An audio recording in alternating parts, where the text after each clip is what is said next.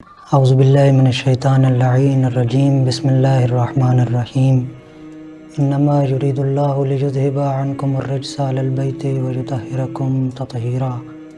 اللہم صلی علی محمد وآل محمد وعجل فرجہم۔ عزیزان گرامی قدر، سامعین محترم، السلام علیکم ورحمۃ اللہ وبرکاتہ۔ عزیزان گرامی، اس کائنات عالم میں چند ہستیاں ایسی ہیں کہ جن پر نہ فقط ساری انسانیت ناز کرتی ہے بلکہ پروردگار دو عالم بھی ان ہستیوں پر نازاں ہیں۔ ان ہستیوں میں سے ایک مقرب ترین اور عظیم ترین ہستی امام علی مقام امام حسین علیہ السلام ہیں۔ وہ حسین کے جو 3 شعبان کو افق امامت پر نور ولایت بن کر منور ہوئے، وہ حسین کے جو رہبر انسانیت ہیں، وہ حسین جو تحریک آزادی، حریت اور انقلاب کے علمبردار ہیں، وہ حسین کہ جو مثلی لا یبایع مثلا کے حقیقی مصداق ہیں، وہ حسین کہ جو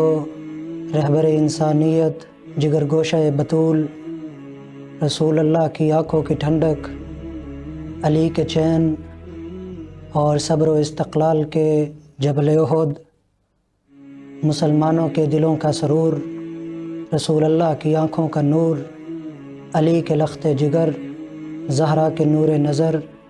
اور استقامت کے جبل احد ہیں۔ وہ حسین کے جن کے بارے میں رسول خدا نے فرمایا الحسین منی و انا من حسین، حسین مجھ سے ہیں اور میں حسین سے ہوں۔ الحسین سبت من الاسباط، الحسین امت من الامم، حسین میری اسباط میں سے ایک سبت ہے اور حسین میری امتوں میں سے ایک امت ہے۔ امام علی مقام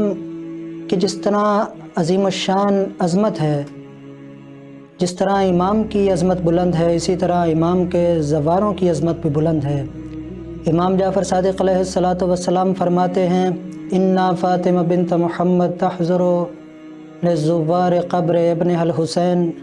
فتستغفر لهم ذنوبهم۔ امام جعفر صادق علیہ السلام فرماتے ہیں کہ ہماری جدہ ماجدہ بی بی زہرا سلام اللہ علیہا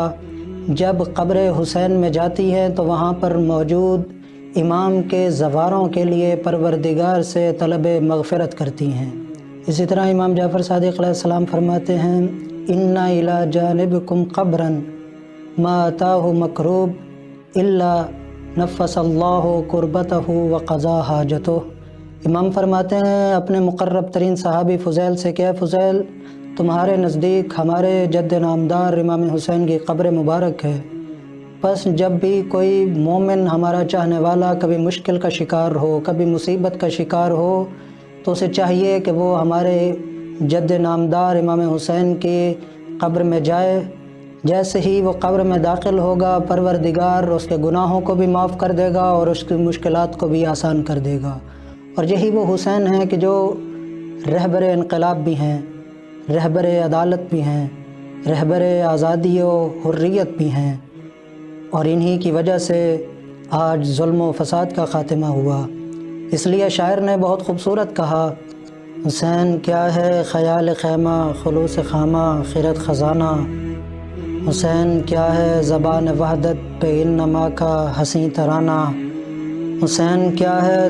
ضمیر زمزم خمیر کوثر کرم نشانہ، حسین کیا ہے تمام نبیوں کے دین محکم کا آب و دانہ، حسین کیا ہے محیط عالم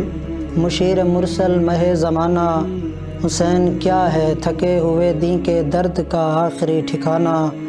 حسین کیا ہے خلوص پرور مشیتوں کا حسین گھرانہ، حسین کیا ہے تمام غیرت کی ایک آواز غازیانہ، حسین کیا ہے یزیدیت کے بدن پہ عبرت کا تازیانہ، حسین وہ ہے کہ جیت جس کو ادب سے جھک کر سلام کر لے، حسین وہ ہے کہ جیت جس کو ادب سے جھک کر سلام کر لے، حسین وہ ہے جو نو کے نیزہ پہ خود خدا سے کلام کر لے۔